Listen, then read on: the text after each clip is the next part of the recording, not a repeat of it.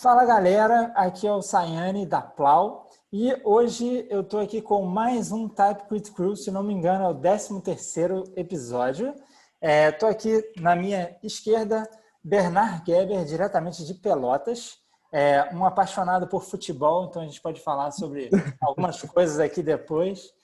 Principalmente a Pacaembu, uma fonte que saiu agora do Álvaro Franca, que é totalmente inspirada pelo Art Deco e pelo Pacaembu, né, e por futebol.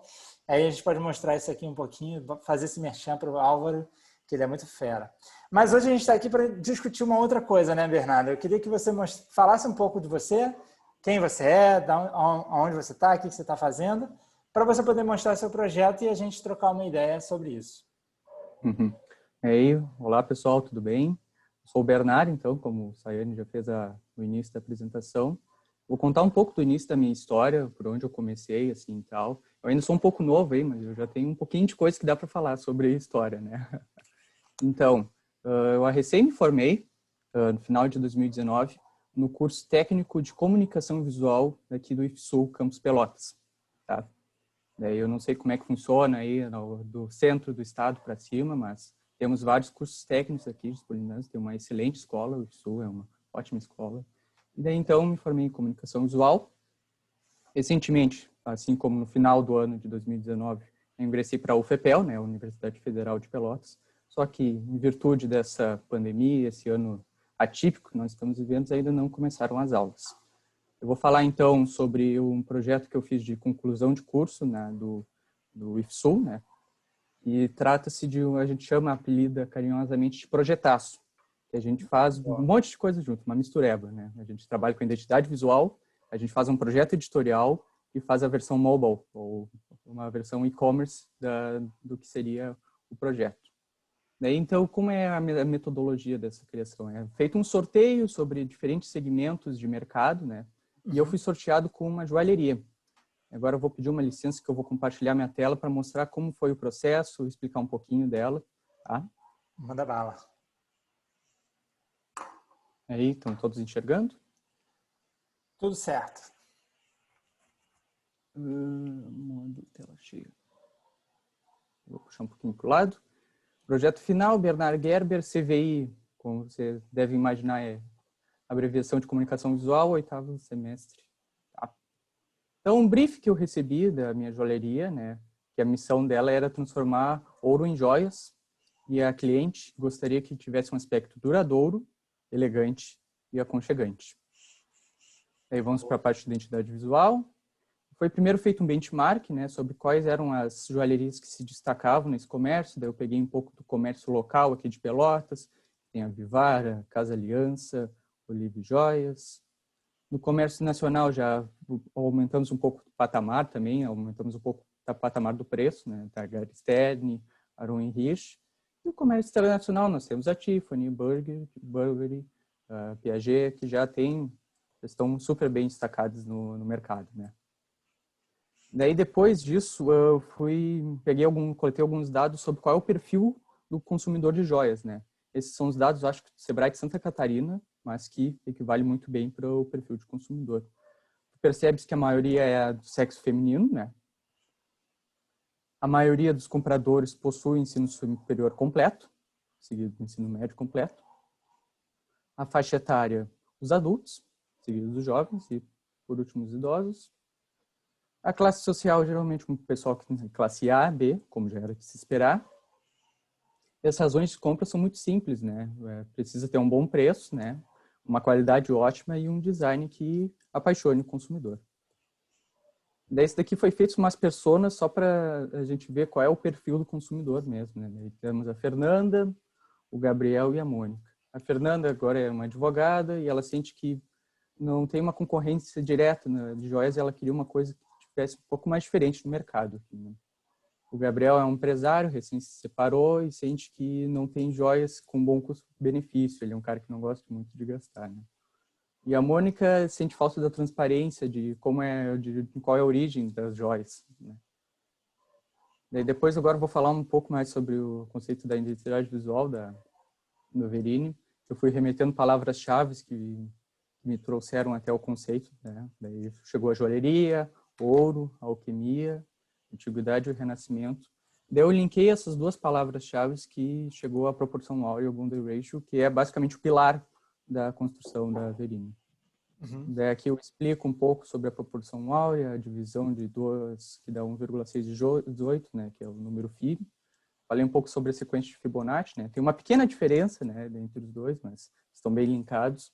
E o De Divina Proportione é um livro do renascentista, não me recordo agora o nome, que fala sobre da impossibilidade da compreensão de Deus e o fato da razão áurea ser o número racional são equivalentes. Então dá para entender que a Verini foi muito baseado nas questões matemáticas, né? E isso vai se aplicar na fonte agora que eu vou mostrar em seguida. Isso daqui eu mostro algumas geometrias sendo aplicadas nas obras renascentistas. E é das obras renascentistas que eu tiro as cores do projeto. Essa daqui é a Última Ceia de Leonardo da Vinci. A paleta Pantone que será aplicada. E agora eu falo um pouco do processo do naming, né? Esses daí foram os primeiros nomes que me remeteram para a criação, né? Flamel era um alquimista, né? Verrocchio era um ourive da época renascentista, e Quattrocento remetia a 400, né? Que foi o início do boom do Renascimento. Só que daí eu resolvi criar, então, Verini, que é o nome que deu a joalheria, né? Que é a junção de Andrea del Verrocchio e Benvenuto Cellini, né? Que são dois ourives super importantes para essa época renascentista. Esse daqui daí eu falo um pouco do meu moodboard. Os primeiros conceitos da marca, né? Sempre buscando um pouco de geometria. Daí que chega o resultado final, né? Que lembra tanto uma pessoa que usasse um colar, a proporção áurea, né? O homem vitruviano, perdão, do Leonardo da Vinci, e também remetesse à letra V. Para a construção dela foi bem simples, né? Eu usei a sequência de Fibonacci, girei em 45 graus e aí cheguei ao resultado. Mas vamos para a parte que interessa, né? O símbolo interessa também. Tem coisa para falar dele aí depois, mas tranquilo. Então, para a construção da tipografia, eu achei que precisava ter proporção áurea nela também, né? Que foi basicamente o pilar. Daí, tu consegues ver que eu peguei a Palatino Linotype, que a gente vai falar posteriormente, né? Daí eu coloquei grids para ajudar na construção visual dela. A partir da letra V. A letra E também eu uso proporção áurea. A letra R, com vários círculos ali no R. A letra I, eu acho que acredito que foi mais simples de construir, né? A letra N. E depois o kerning, o espaciamento entre as letras, né? Que também foi aplicado um pouco de proporção áurea.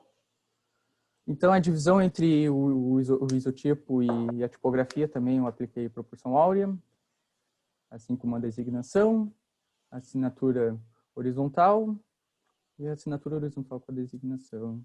Daí eu falo da aplicação de cores, novamente, a versão horizontal e depois a versão horizontal com a assinatura.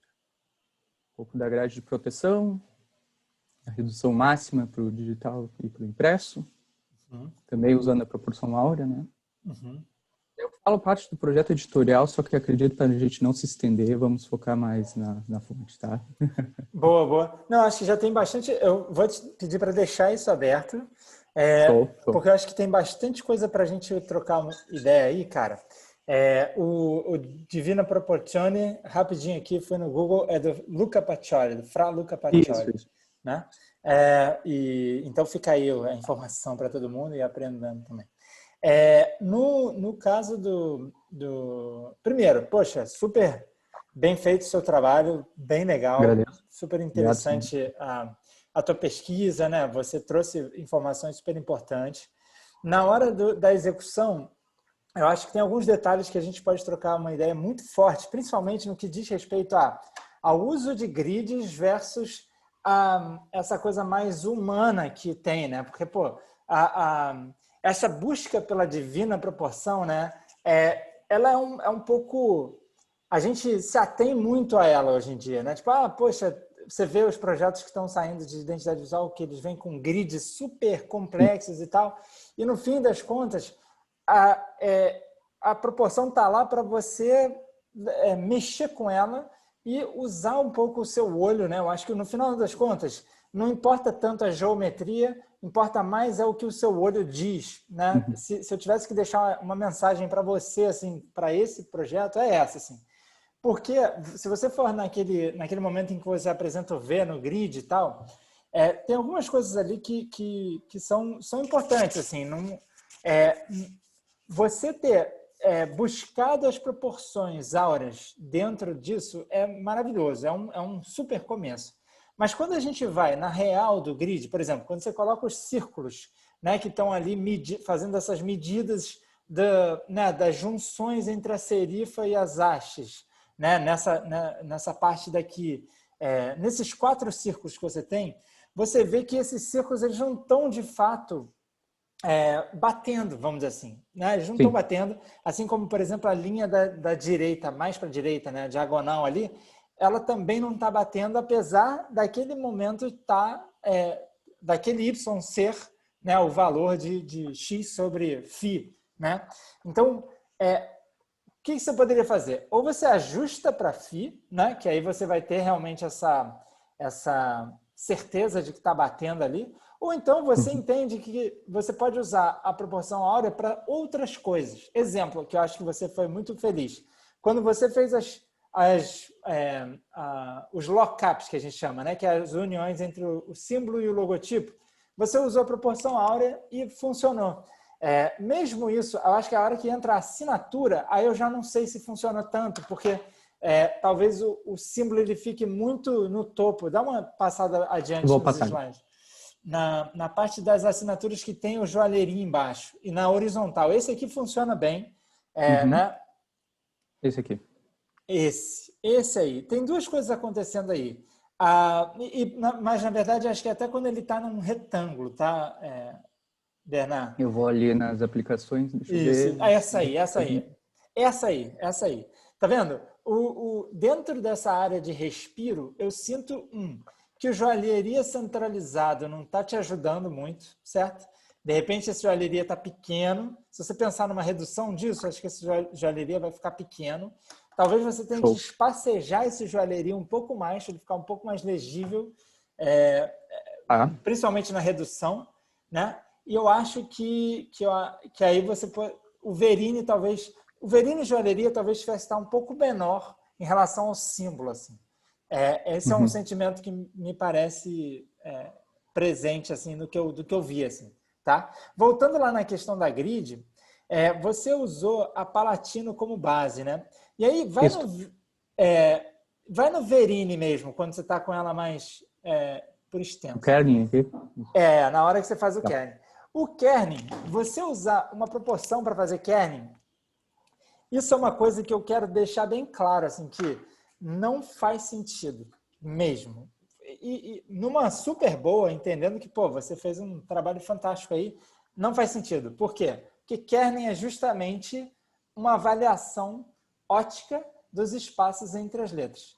Significa que ficou ruim? Não. Eu acho que você conseguiu resolver bem, deu sorte que resolveu bem o kerning dessa maneira. Mas, nesse caso, você até poderia eventualmente começar com alguma proporção e tal, mas no final das contas você vai bater o olho e vai falar, putz, será que eu acho que o por exemplo, ele deveria estar mais para a esquerda em relação ao que está agora. Por quê? Porque o V tem essa serifinha a mais e esse buraco que se forma, né, a contraforma entre o V e o E ficou um pouco grande demais, entendeu? Então, talvez esse espaço... E aí, deixa eu compartilhar minha tela que eu tenho, você me mandou, né, o lance da Verini aqui, aí eu posso marcar essas coisas aqui no nosso iPad. Espera aí. Acho que é o QuickTime. A hora que você estiver vendo, você me avisa. Eu, sim, estou compartilhando, estou vendo. Sim. Boa. Essa área aqui, ó. Essa área aqui, ela é meio definidora de quanto espaço tem que ter entre todas as letras, né? Ela é mais definidora de tracking, ou seja, dos entre letras, do que do kerning, né? E aí, isso é um primeiro ponto, assim. Vou fazer um apanhado geral do que eu estou vendo, para você entender como eu enxerguei, para depois a gente começar a discutir, entender. Primeira coisa, assim, eu vou olhando todo primeiro, né? Tipo assim, o que eu vejo de potenciais melhoras, tá? Primeira coisa, isso aqui, em relação a esse aqui, ficou um pouco fino, né? Sim. E acho que aqui você confiou demais nesse círculo, certo? Enquanto que aqui até tá um pouco assim, né? Essa suavidade que você tem na transição entre a haste vertical e a serifa, ela não se repete aqui, certo? Assim como, de Uhum. repente, aqui, ó, isso aqui gerou meio que uma quina, né? Ela faz meio que uma quina aqui. Essa quina não é tão legal de ter, certo? Assim, as serifas, em geral, você vai tentar fazer com que todas as serifas tenham uma organização semelhante, né? No eu vejo que isso não aconteceu assim. Tipo, essa tá pesada, essa tá leve, essa tá mais parecida com a do R, né? E essa ficou mais fina. Então, se você organizar e sistematizar um pouquinho mais essas, já vai ajudar bastante. Essa aqui eu não sei se você mexeu, parece que sim, na Palatino, né? Essa transição entre a haste vertical do R e isso aqui talvez tenha ficado um pouquinho circular demais. Essa área aqui está um pouquinho flat. Não sei se enfim, não sei se quanto que você mexeu nela. Talvez isso aqui um pouco pesado. E aí eu queria só abrir aqui um pouco da história da Palatino, né? Só para a gente poder entender de onde ela vem. Assim, né? A Palatino foi desenhada pelo Zaf, que é um calígrafo, type designer, né? Professor e um monte de coisa, em 1948, e feita em metal. Né? Então tem algumas características que definem ela por ela ter sido feita em metal e não em fotocomposição e não em né? Digital e tal. Aí ela tem essa história de uma proporção clássica, né? E ela tem uma altura de X relativamente alta para uma fonte dessa natureza, tá? Mas ela é extremamente legível, e por também ser muito usada, ela tem um grau de legibilidade maior ainda, porque as pessoas já estão acostumadas a ler em Palatino. E ela é super caligráfica também, né? Ela tem essa mão do Zap que é incrível, que é essa coisa da caligrafia que ele tinha tão presente. E é bonito de ver, tá? Só para dar um pouquinho desse background da Palatino e tal. Mas aí eu acho que a gente tenta... Quando a gente tenta... Não é que a gente não deva, a gente deve sempre manipular a tipografia para que ela fique mais proprietária para o logotipo e para que os ajustes que, de repente, que vêm da caixa, né, quando você joga a fonte e começa a usar ela lá no teu trabalho, ela não vai estar perfeita para um título, ela não vai estar perfeita para um logo, ela vai estar perfeita para um texto corrido, para um título em que você não vai ter que mexer nos parâmetros e tal. E aí você, geralmente desenhada para um tamanho específico, né? Então, a Palatino, você pode ter certeza que o espacejamento dela é para texto, né? Ela é feita para texto corrido, então a gente já pensa em pontos menores, tipo assim, algo entre 9 e 13 pontos ali para texto, já vai ser onde ela vai brilhar mais, entendeu? Posto isso, esses detalhes fazem diferença. Eu não sei se você aumentou aqui o peso dessas hastes. Você aumentou o peso dessas hastes? Olha só, me desculpa, mas eu não me recordo, porque faz muito tempo, Tá. daí eu não posso Não dá para dizer. te afirmar. Mas beleza, a gente pode ir lá a gente pode ver, confirmar isso, né? Só dando uma olhadinha no Palatino. Uhum.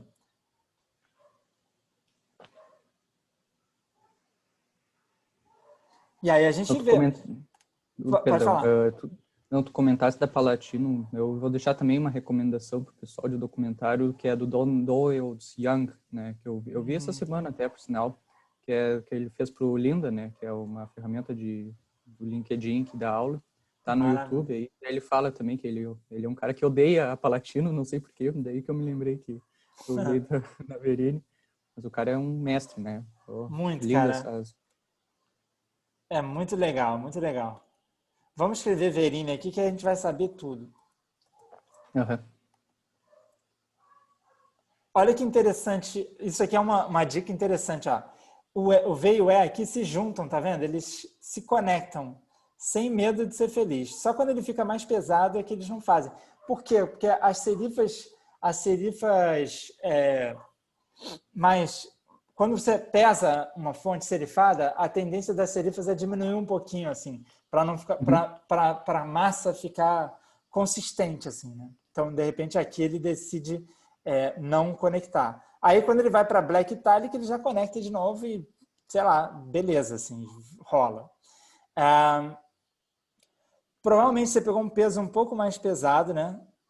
Dela, assim, talvez algo bold. E aí, a Palatino, pelo menos esse sabor aqui da Palatino, talvez a Linotype não seja assim, né? Ela tem essa coisa bem orgânica, né? O acabamento das coisas é bem orgânico. Você nota um desenho bem curvilíneo aqui embaixo, assim como esse né? Se você olha para ele, você fala, nossa, caramba, totalmente orgânico. Deixa eu ver se a Palatino da Linotype é assim também. Linotype.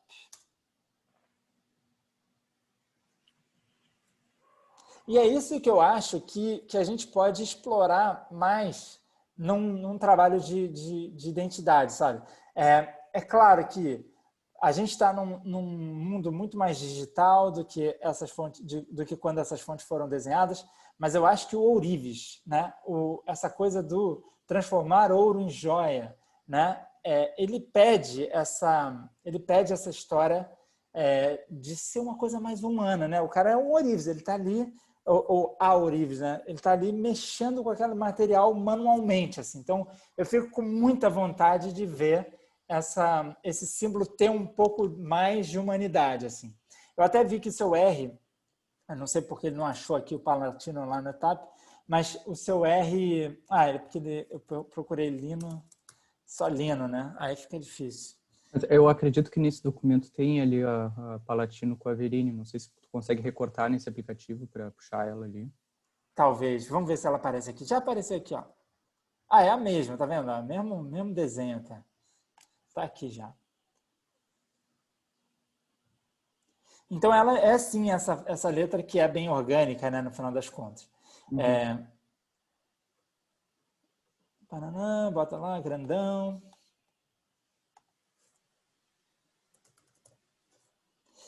E aí, quando a gente quebra um pouquinho disso, aí a gente pode...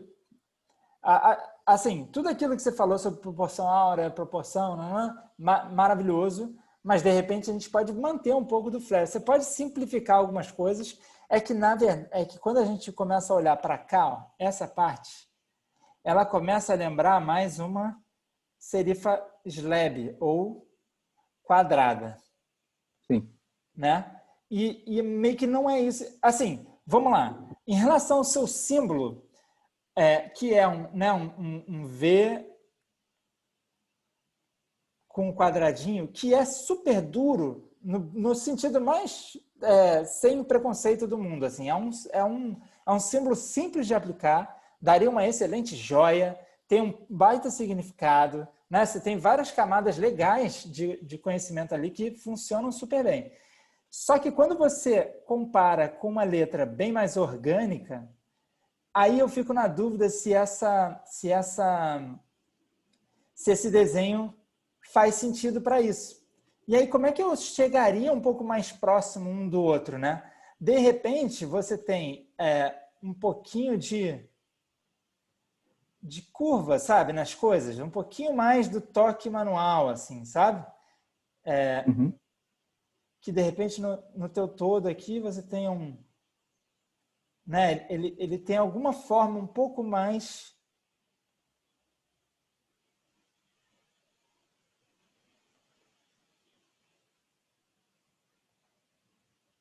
humanizado, sabe? Uhum. Esse aqui não permite um desenho, mas alguma coisa assim. Porque aí você começa a conectar esse tipo de desenho um pouco mais orgânico com uma letra que é orgânica por natureza, né? Ou faz o inverso, ou você mantém ele durão, e de repente você pareia com uma fonte um pouquinho mais dura, né? E tem algumas que podem ser legais, assim, que poderiam funcionar bem. Esse contraste entre o duro e suave, talvez ele pudesse ser um pouquinho mais explorado no teu desenho, tá? Uhum. E, cara, eu acho que, a princípio, para o Verini, essa coisa do círculo, né? A gente tem que ser muito, muito criterioso. Porque, ao mesmo tempo, quando você olha uma transição orgânica dessa serifa para o desenho, cara, é tão bonito, assim, porque talvez no computador a gente não tenha essa dimensão, mas quando você vê isso num impresso, né, sei lá, dourado numa embalagem, ela ganha um toque, ela ganha uma humanidade que faz muita diferença, assim, né? É muito bonito de ver, né? E ela não é circular, ela é orgânica, ela tem uma eu costumo falar isso assim, tipo, você tem uma montanha russa, né?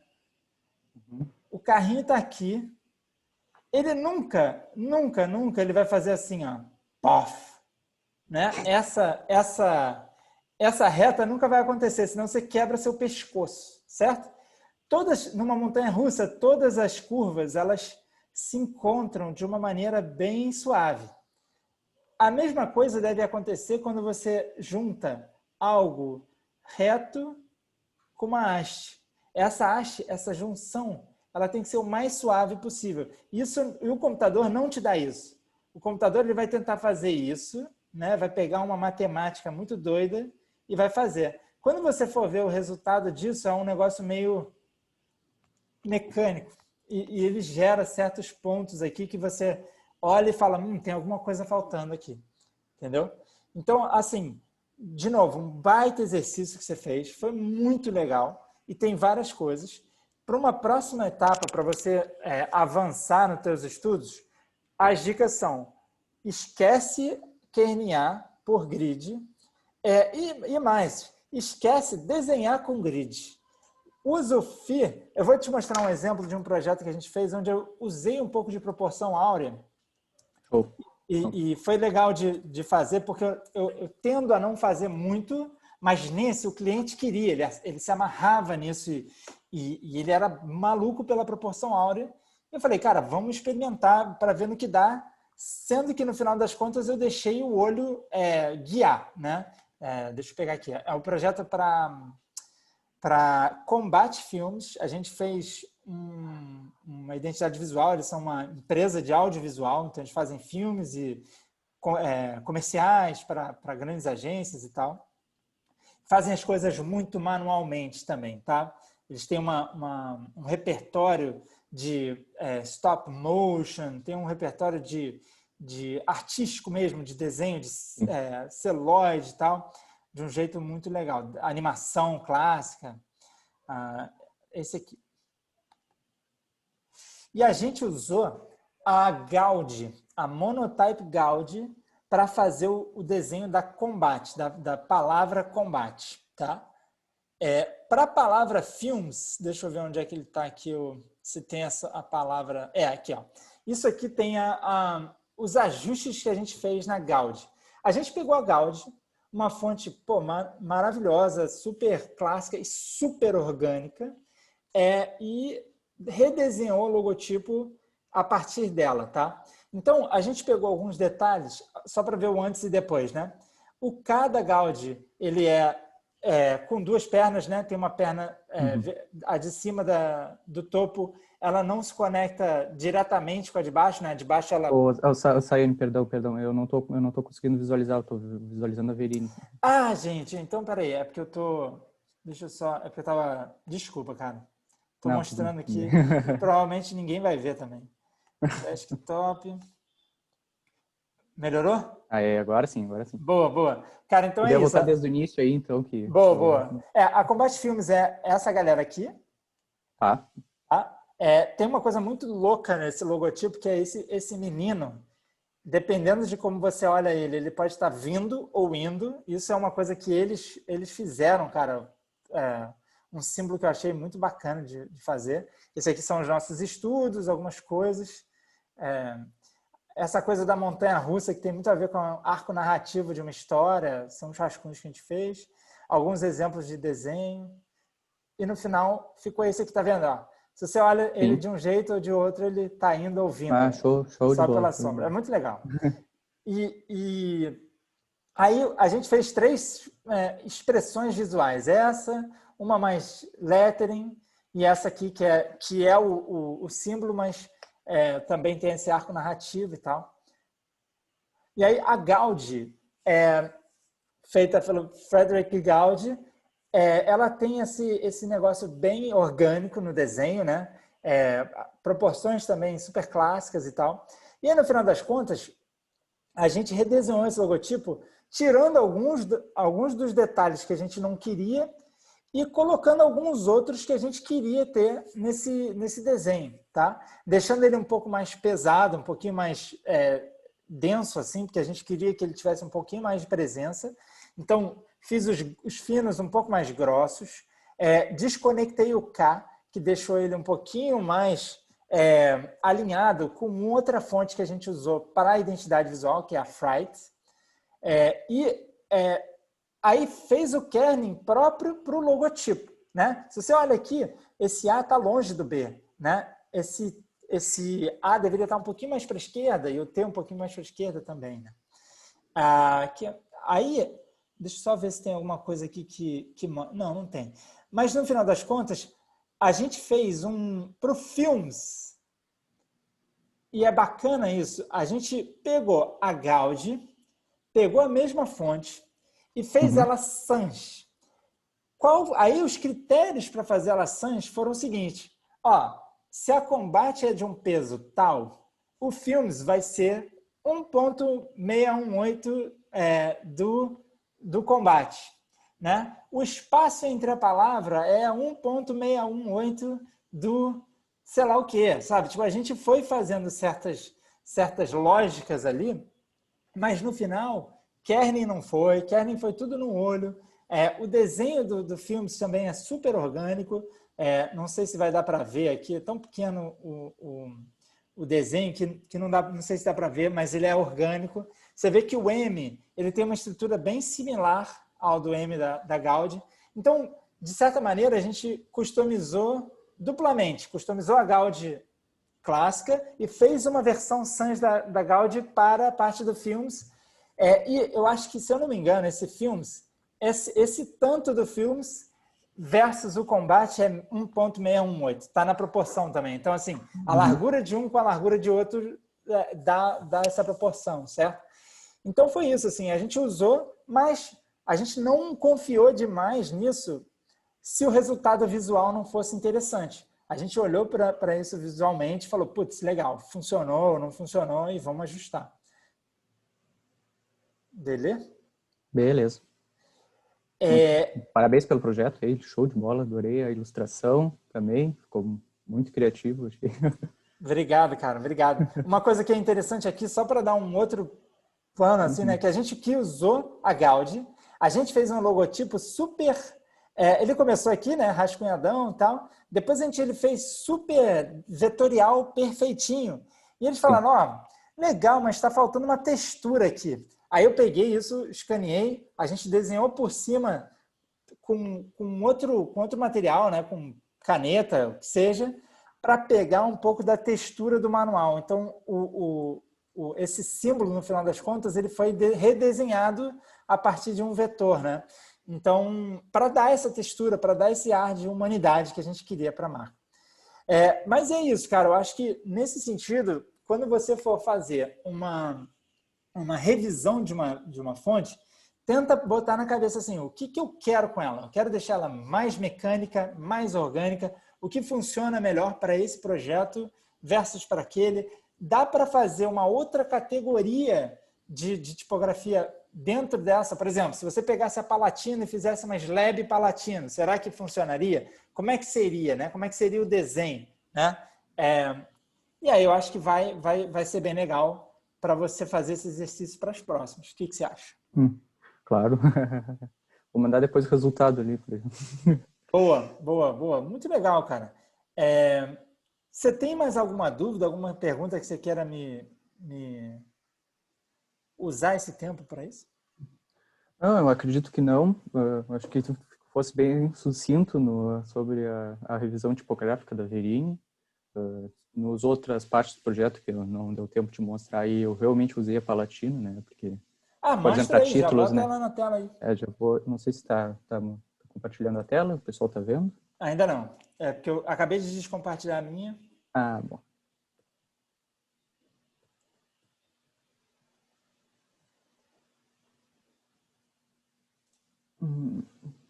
Tá conseguindo visualizar? Ainda não. Não sei se eu reseto aqui do... Peraí, deixa eu dar um pau.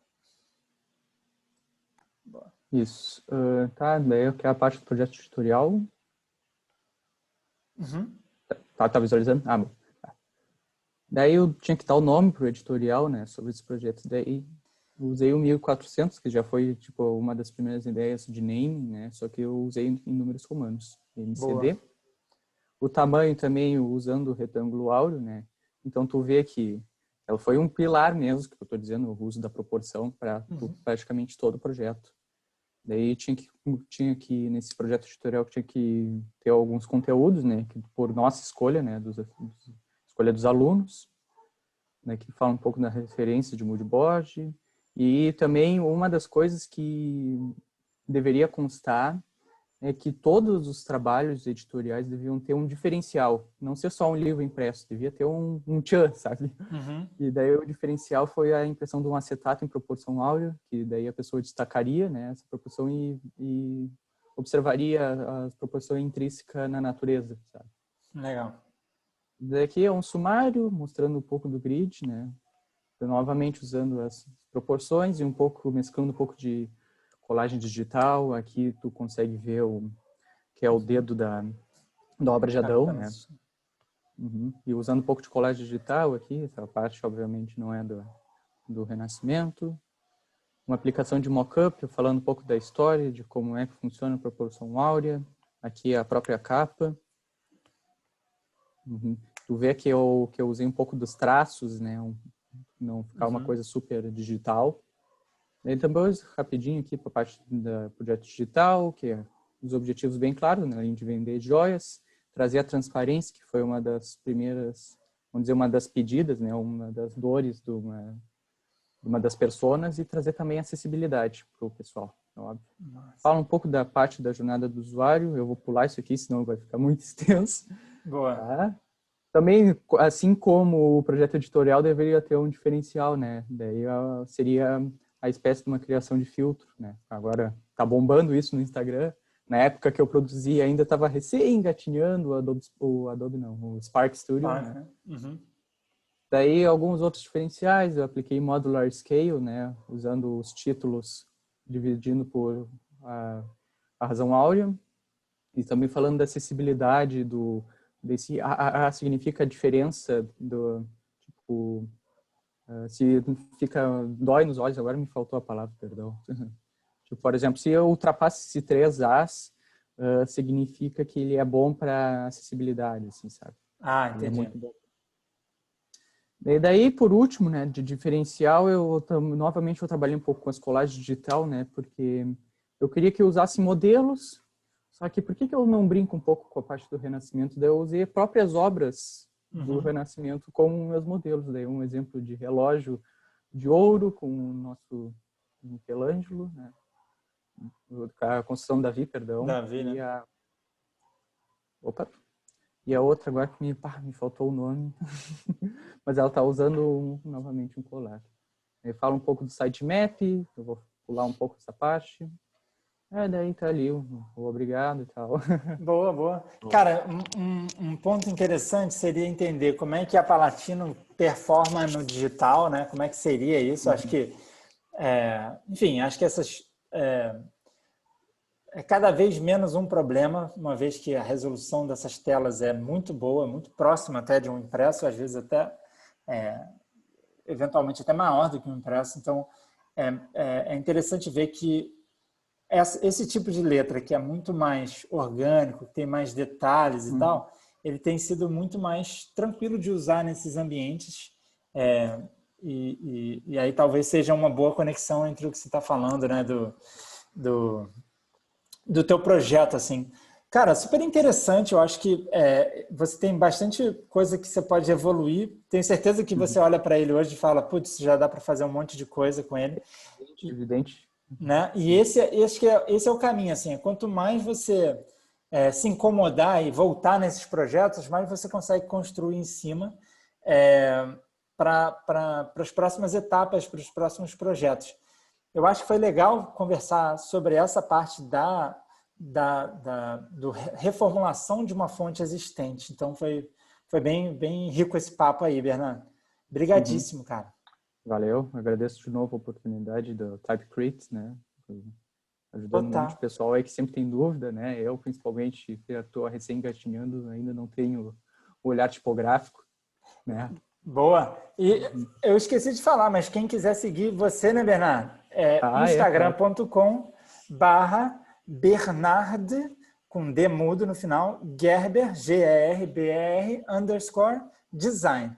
Segue o homem lá que tem um monte de coisa legal, já alguns desenhos tipográficos e outros projetos. Sigam ele que a gente acompanha essa evolução ao longo do tempo aí.